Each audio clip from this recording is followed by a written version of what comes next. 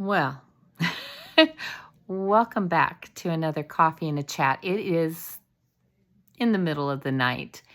Um, and before I go to lay down, I don't know, wanted to know, you got a few minutes? I just kind of wanted to chat about some of the things that are going on in my heart. So,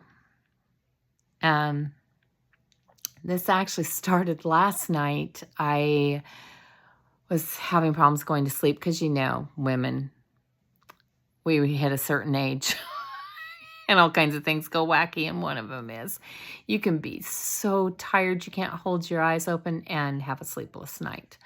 So I was kind of having one of those, and Marvin had put some worship music on, and then I just kind of got carried away in that, and several hours had passed. And it was, not that much longer before the sun would be coming up, and by the time I actually went to bed, and even then I couldn't go to sleep, and I just kind of laid there talking to the Lord, and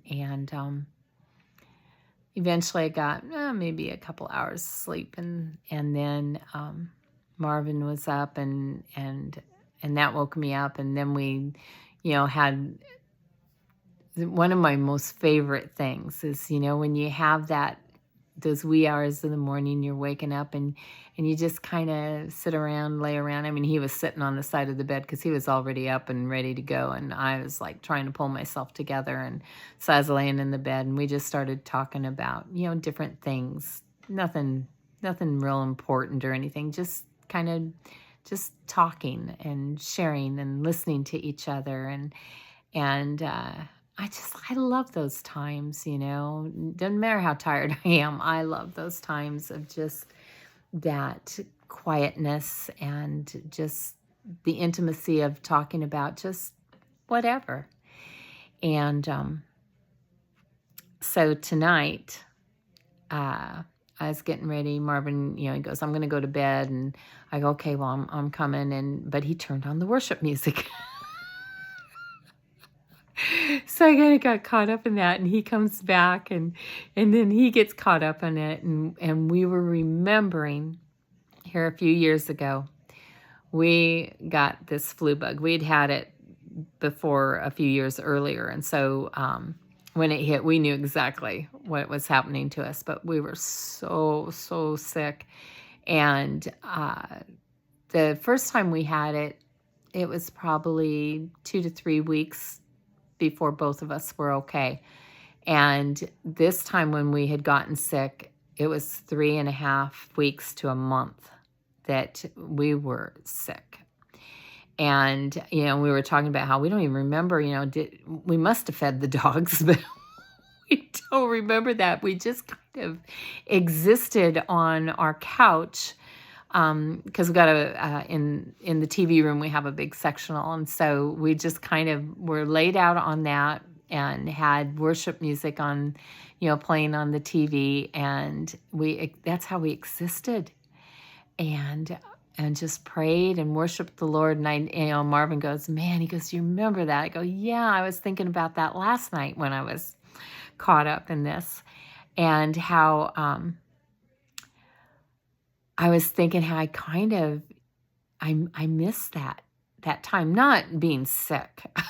I didn't miss that, but just that, everything's out the window. You're not worried about if the bills are getting paid or cooking a meal or cleaning house or anything else. You're just trying to survive. And all we did, it was lay in that room. He'd kept the fire going. Well, we took turns keeping the fire going in the wood stove so that we'd be warm, and wishing we had orange juice. I do remember that. And finally somebody had mercy on us and bought us some orange juice and left it on our front porch, so that all we had to do was get to the porch to bring in the orange juice. And oh, what a blessing that was. But,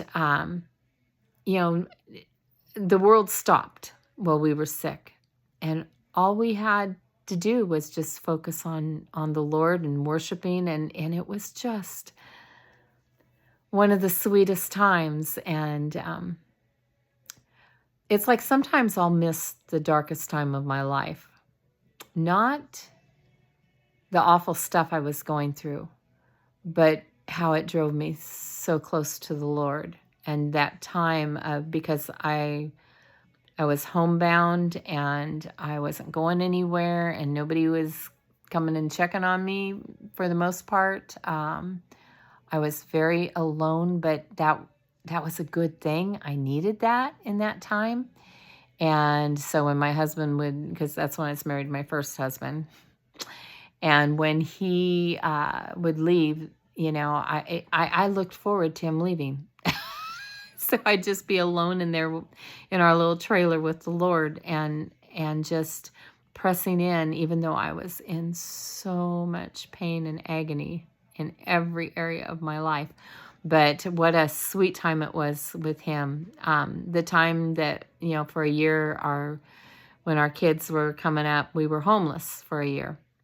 And the Lord provided for us everything we needed. It was like, the children of Israel going through the desert, and God just took care of our needs and kept us safe and gave us shelter and then eventually a home, which was wonderful. I remember being so excited about we actually had a home again. But there was a closeness that took place, even though there was a lot of stress, a lot of concern and all. There was a closeness that happened with God, and just that intimacy that brought me in closer to Him. And that's the part that I miss, because other things they just didn't matter. You were just trying to survive. And that's got me thinking about all kinds of stuff. There's all kinds of things going through my head tonight. But I've said recently, that I've got a lot of people in my life that are going through some really, really hard things, very difficult things. And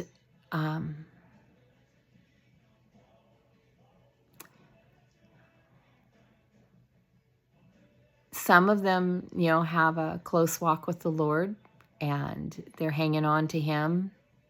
I'm sure their faith is being tested. But I had a conversation the other day with an old friend.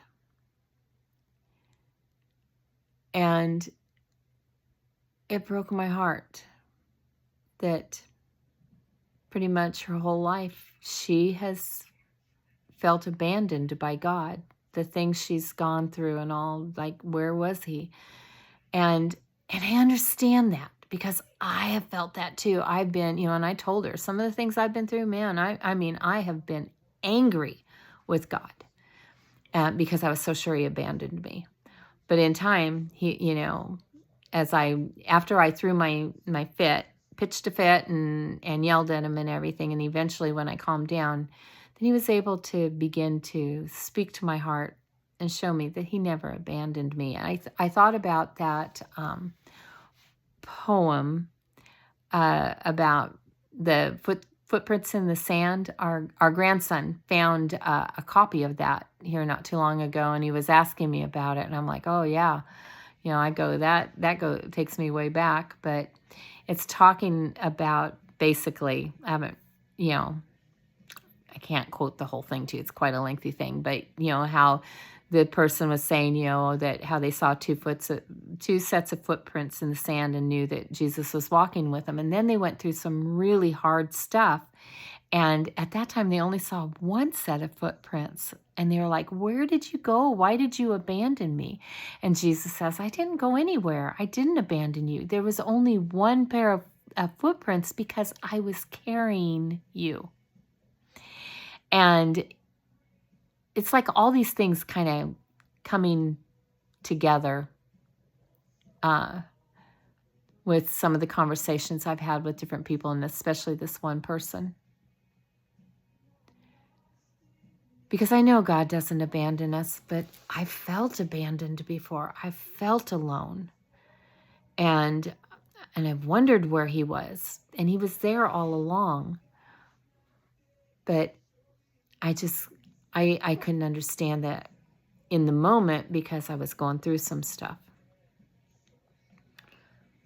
And it made me think, too, about how Marvin and I were talking about it. You know, if it wasn't for the bad things that happen in our lives, we maybe would never, he and I were talking about, maybe we would never even know him, would never care to. Why would we need him? Because we both realize that it's those hard things that we've gone through. It's the loss and the heartbreak, the things that have been so devastating that you wonder how life's going to go on. Those are the things that ended up driving us to run to him, because we needed, we've been through things, both of us, where we knew we needed help and we needed God.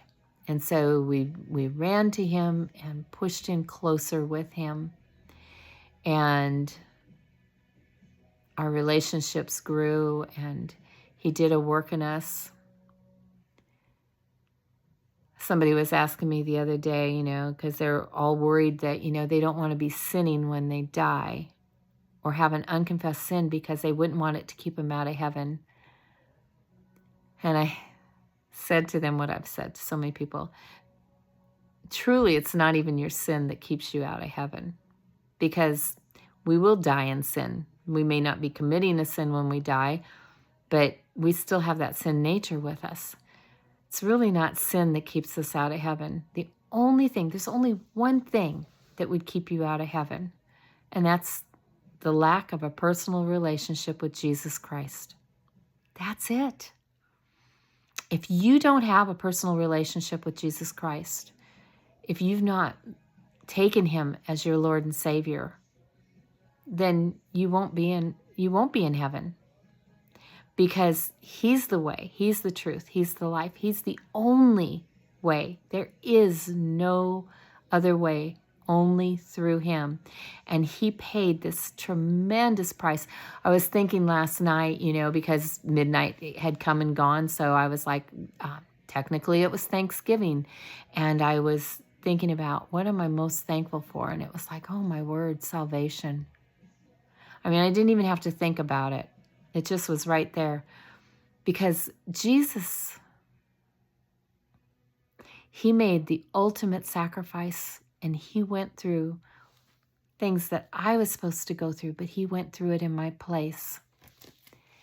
And he did that because he loves me, because he loves you that much, that he gave up his very life so that you and I could have eternal life through him.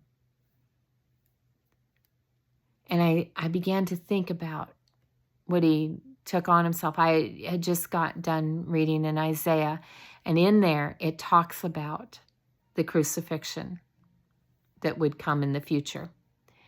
And it says a couple of things in there. One is Jesus was not, it says that there was nothing that was special about the way he looked, nothing that would draw you to him. Be like, oh, wow, that guy, he looks so powerful. He looks so handsome. No, he was just very ordinary. It says nothing that would draw your attention, which I thought that's important, because we can be drawn to people based on how they look or how they dress or how they present themselves. And you don't want to be drawn to Jesus on any of those things. You want to only be drawn to him because of his heart.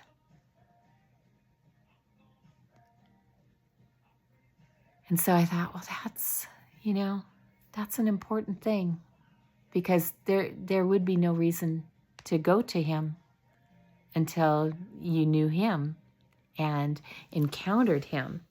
And then you're going to make your decision. Are you in or not? And it's all in. And then it also goes on and talks about how he would be so beaten that he wouldn't even hardly look human anymore. And I thought about that. It wasn't this glamorous thing on the cross. He was whipped with a whip that would literally tear the flesh from your body. He had a crown of thorns dug into his head, causing blood to pour out. Head wounds really bleed. And he was spit on and hit, and they were pulling out his beard, and it wasn't glamorous. It was awful. And if I had to watch that happening, especially knowing that it was for me, that I was the one that should be in that position, I don't even know how I would get through that. I remember when The Passion came out, and the movie, and which is probably one of the most realistic, close portrayals that I've ever seen of the crucifixion. I mean, there was a lot of little extra things added in there too, but just the beating and how he looked and everything. And a friend of mine had gone to see it in the theater. And I knew I couldn't, because I have this knack of sitting there and, and checking scripture against what they present, and sometimes I can't keep my mouth shut. So I knew I wouldn't be watching it in a theater, and I'm glad I didn't, because I think it would have been too much for me. But she said that there were people that began to cry out and be like, no, please don't. It was so hard to watch.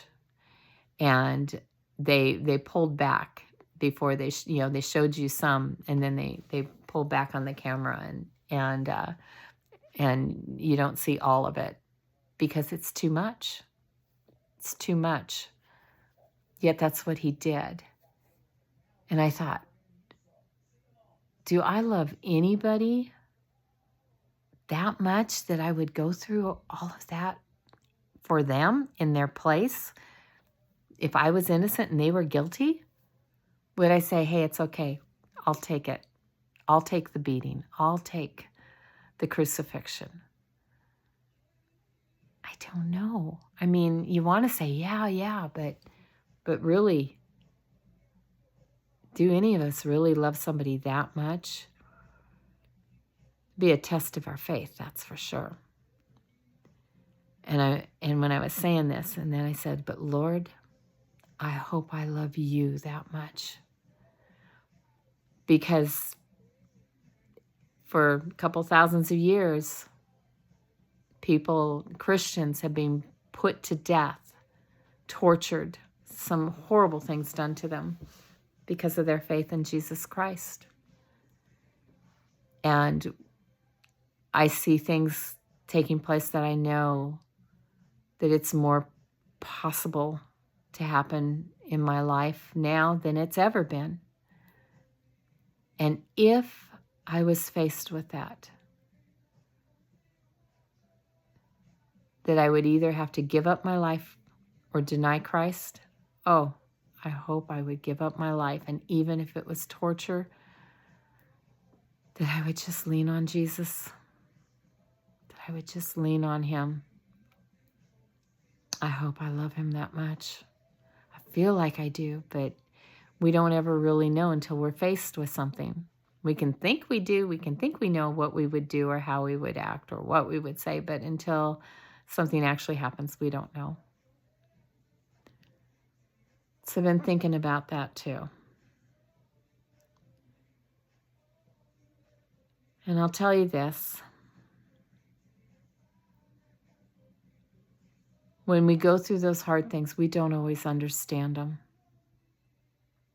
When we lose somebody that we love, especially if they were young, parents that have had to bury their children, or losing your spouse, or your parents. That's a hard thing. I know my mom, she had 7 children, but only 3 of us lived to grow up. The rest died the day they were born, they died, the other 4. And I know the toll that took on my mother, because those were the first babies. There was 1 out of the first 5 that survived. And so 1 didn't, then 1 did, then 3 more didn't, and then there was me. And then I have a younger brother. But my mom, my whole life, my mom struggled with that, with the loss of those children. And yet I know, well, I'm sitting here making this video. My mom is with Jesus and with those children. And my older brother, who went before any of us, that she's had the reunion. But yet in this life, she hurt. She hurt a lot for the loss of those children. And I think about friends that I have that have gone through these things, family members that I have that have gone through this, where they want a baby so bad. And every time they get pregnant and they get excited and full of hopes and dreams, just like you do, and then they lose the baby. And that's a heartbreak that you can't fix it. And what do you say to comfort the person? I mean, we say all kinds of things, but what is there to really comfort them with that loss? And then people that are struggling with things in their lives that, what did Paul say? The thing that I know I shouldn't do is the thing that I do, and the thing that I should do isn't what I do. So, how even Paul had that struggle with his flesh. And I have friends that are struggling with things in their flesh. I've had struggles with things in my flesh. Oh, I probably am having struggles right now, just usually with the old attitude. But Jesus does understand, and he is there. And I've thought about some of the things that I've gone through in life. I got nobody to blame but me. I know there have been times when Jesus was saying, don't, Angie, no. Say no, walk away. Just turn around, walk away. This is not for you. This is not a wise choice. And I decided to choose it anyway.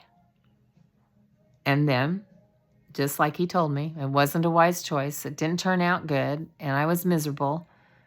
And then I'm mad at him. Like, you're supposed to fix this. And the truth is, I was messing in something that I should never be messing in. He told me. And then sometimes there's things we go through because of choices other people make at our expense.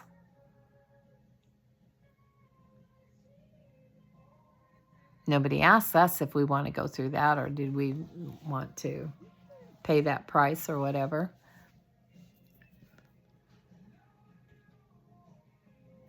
And we hurt for it. And God doesn't interfere with our free will. So sometimes it's because we create the problem. Sometimes it's because somebody else creates the problem. And sometimes it's just stuff that happens. But God doesn't waste anything. And no matter what I've gone through in my life, he's used it to do something amazing. I've told the story before about after all the sexual abuse and everything I'd been through, and I was so angry with God, and he told me, by this time next year, you're going to be thanking me for every awful, horrible thing you've ever been through. You will be grateful that you went through those things. And I was like, basically telling God he was crazy, because there was no way I would ever be thankful for that. And yet, I am so thankful for every awful thing I've gone through, and I wouldn't change any of it. It helped make me who I am because it forced me to make some choices. But most importantly, is it has allowed me more than one time to speak into somebody else's life and to help them and to make a difference and to direct them to the Lord, because I've been through it. I mean, there's a difference when you go through something and somebody's trying to talk to you about it and they've never been through it, but they've got all this wisdom for you. There's a difference between that and when you find somebody else who's already been through it and they survived, and it's like, okay, now help me survive. You'll listen to that person. And that's what, when I had my counseling business, this woman, that's what she told me. She'd been all over the world trying to get help. And nobody, big name people, nobody could help her. She'd been in some of the most sought after programs, and nobody could help her. She had searched out and tried all these different religions, and that didn't help her. And then she ended up in my office because God directed her there. And when I found out everything she'd been through, I was like, I'm not equipped to help her. I'm nothing. But yet I knew God had sent her there. And there were some things that took place in that first meeting that I knew, okay, God sent her here. So I'm going to trust him to do whatever it is he needs to do. And she had told me if I, Angie, had not been through the things I'd been through, she wouldn't have listened to me. And that was the difference from all the places she'd been, was I had an empathy for her because I'd already been there. Not only had I been through it, but I survived it, and I was healing. I wasn't completely healed. I don't know. I still wouldn't say I'm completely healed, but every day, more so than the day before, the Lord just keeps working. And she said that gave her hope. And in that, she found faith in Jesus Christ because it's all I had to offer her. There's no magic pill. There's no magic, exercise or program or no. There are some things only Jesus can heal it. Only Jesus can restore us. Only Jesus. And so that's what I shared with her. And she found him. And then she was on her way, middle-aged woman, but on her way to go to school to become a counselor herself because she wanted what she'd been through to make a difference in somebody else's life as well. And that day, when she left my office, I was on my knees, weeping and thanking God for every awful thing that I had gone through, because now it was serving a purpose for him. It was worth it. And in the tears, I began to laugh because I could hear the Lord saying, "You're going to thank me." And I was like, "You're crazy. I would never thank you." And yet here I was thanking him. So if you're out there and you're going through a dark time, or you're in a situation that just feels impossible, bigger than you, it may be, but it's not bigger than God. He's not surprised by any of it. And even though you may not see him or feel him, his eye's on you. I promise you. And he's right there. And if you'll let him, he'll set you free. I remember a class on addiction that I had gone to. And they were talking about how sometimes a person does not want to be delivered from their addiction. They say they do, they think they do, but they really don't, because they don't want to let go of it. Sometimes when a person's in emotional pain, they really don't want to be healed from it. They think they do, but yet they take possession of that pain and they want to live in it. And I remember hearing that and realizing that that had been me at times in my life, where I really didn't want God to take the pain away, because I didn't know who I was without it. I didn't know how to exist without it. And then when it got so bad that I thought the pain was going to kill me, then I was ready. So sometimes we don't see God moving in our lives, not because he's not, or not because he's not there, but because we really aren't ready to let go. We aren't ready to be delivered, to be healed, and we are hanging on to it like a comfortable blanket. We just maybe don't even realize it. So I'm telling you, God is bigger than anything you're going through. And he is the answer. He can do, even if it's impossible, it's not impossible for him. He is the God of the impossible. He does it every day. He hung this planet in outer space, and it stays right where it's supposed to be. And we rotate just like we're supposed to rotate. And we stay if we were just a little bit closer to the sun, we'd burn up. If we were just a little bit further away from the sun, we would freeze to death. If the moon was a little closer, the magnetic pole would rip things right off this earth. And if it was further away, we would be flooded, because the magnetic pole is what keeps the tides and pulls the water up and stops it from just going everywhere. God did that.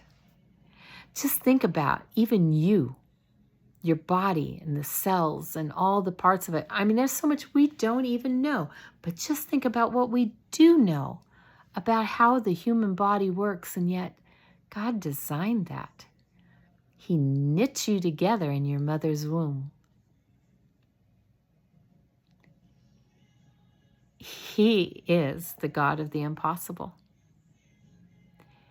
Everything around me, if I just take time and start looking at it, I can see how impossible it all is. But it's not impossible for him. So, here in the middle of the night, things running through my mind, I just want to encourage you that if you're going through some stuff, God is there. And if you call out to him, he will answer. Doesn't mean it's going to be the way we want. I mean, sometimes, like with sin in our life, we just want him to just take it away so that we don't want to sin anymore. But you're still going to have the urge to do things you shouldn't do. We just have to discipline ourselves to not do it. And sometimes we just want what we want, as my mom used to say. But it's not a good choice for us. It's not wise. And we need to say no. God promises that with every temptation that comes, that he provides a way of escape. But see, it's a way of escape that we have to choose. We have to choose to take the exit. We can't just keep hanging out there. My mother had claustrophobia really bad. And when I was a child, we had drove down Route 101, Highway 101, which goes from Washington State down through Oregon and down into California. And then I think it goes on into Mexico.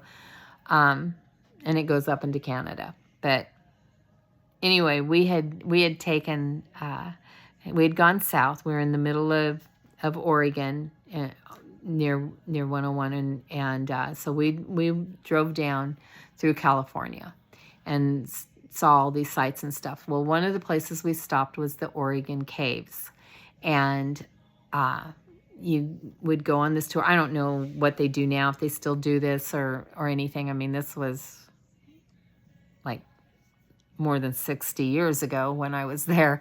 And anyway, my mother has incredible claustrophobia, and so she went into the beginning of this, and you're in this big open area of the cave. But before they start going in deeper, for people that are panicked or want out, there is an exit.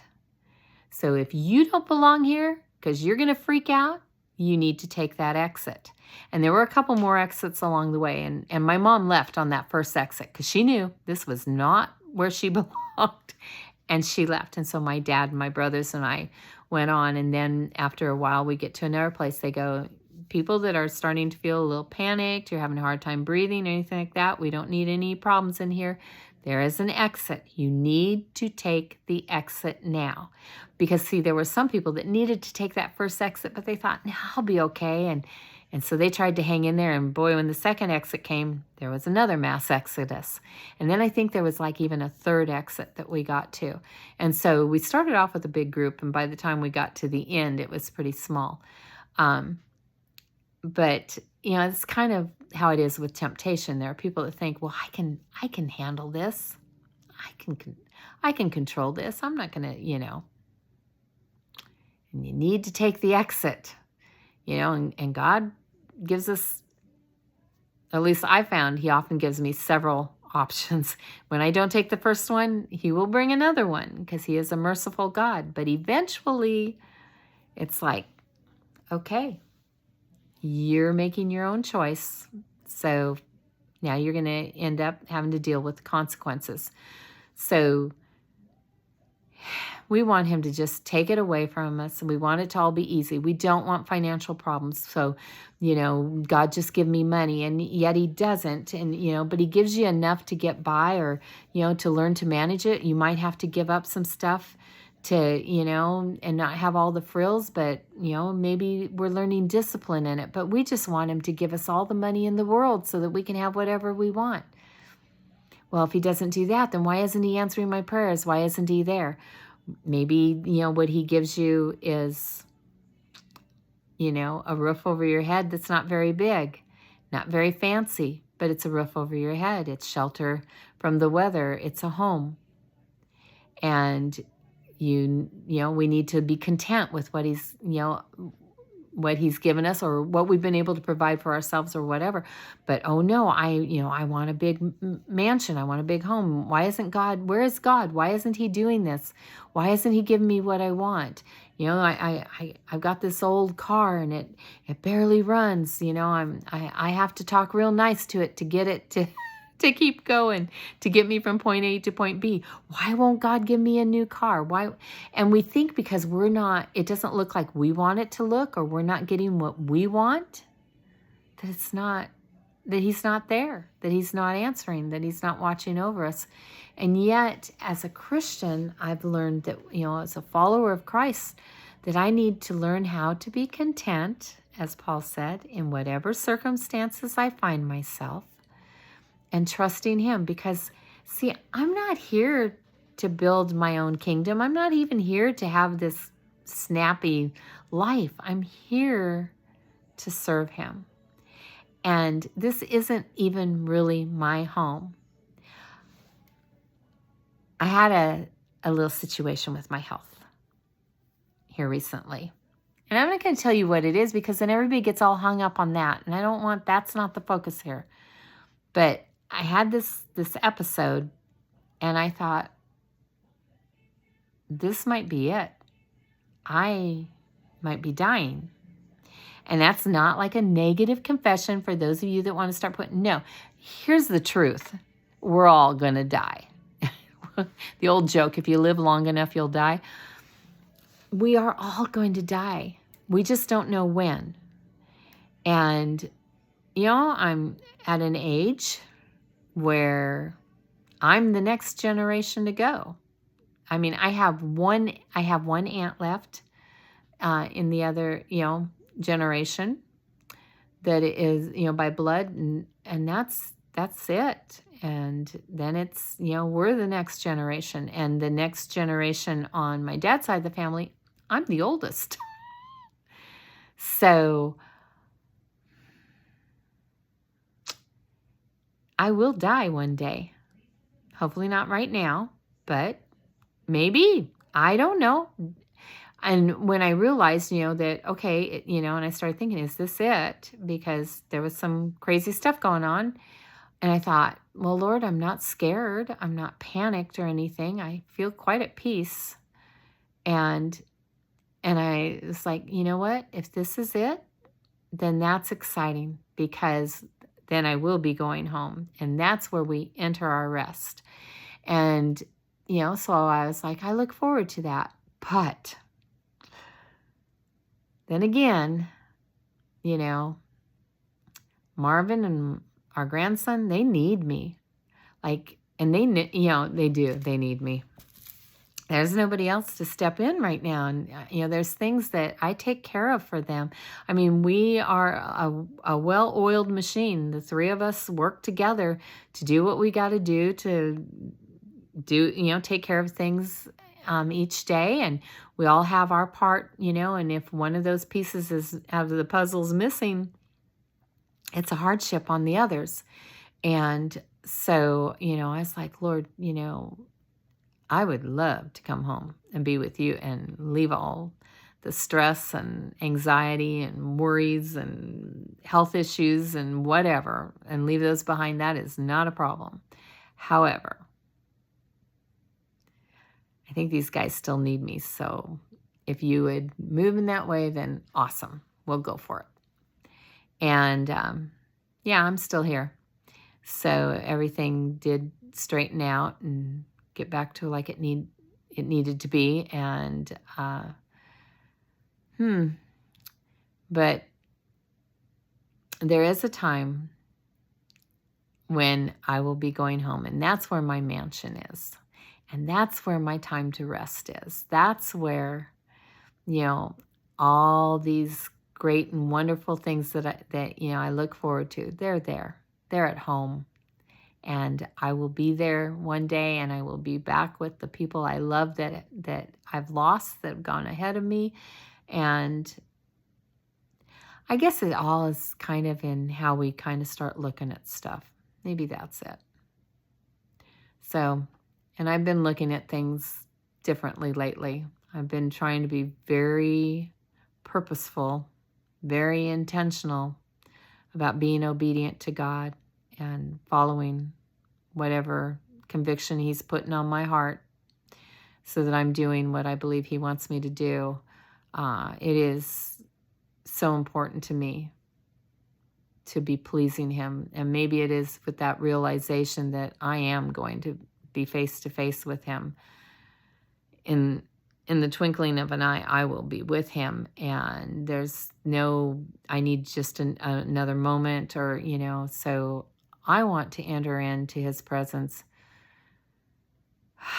knowing that I, at least in the last part of my life, was doing what He told me to do. I haven't always been very obedient. I thought I was. I thought, I was doing pretty good, but I look back and it's like, oh man, I could have done so much better. So you know what? I'm going to do better right now. All right. There's my rambling thoughts in the middle of the night, and I'm ready to go to bed. So if you've hung in there all the way to the end of this video, thank you. It's nice to have somebody out there to just chat with, in the middle of the night when you can't sleep. And I love you guys. I really, truly do. That's why I do these videos, is I'm hoping it makes a difference in somebody else's life, that my life will have counted for something in that way. And if I share anything with you, it's Jesus is what I want to share more than anything. So give Him a chance if you haven't. And don't look at Him like He's supposed to be your genie in a bottle and do whatever you want him to do. It's not how it works. And if you give your life to Christ, if you haven't, it will change you. It will. It'll make you a lot better. And you'll start looking at things differently. So, okay. Well, with that, I love you guys. I'm going to go to bed. And you do whatever it is you need to do today, whatever time you see this. All right. I'll talk to you later. Good night.